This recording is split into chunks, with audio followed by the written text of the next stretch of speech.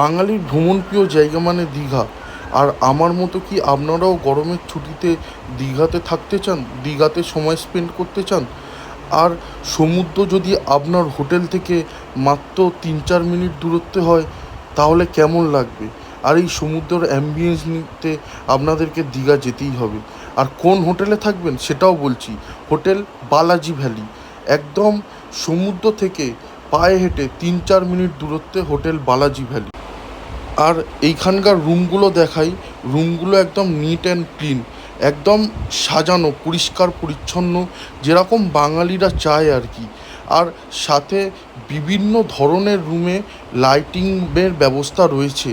আর এই রুমের বাথরুমটা যদি আপনাদেরকে দেখাই, ওয়েস্টার্ন বাথরুম, দারুণ নিট অ্যান্ড ক্লিন বাথরুম, সত্যিই অতুলনীয়।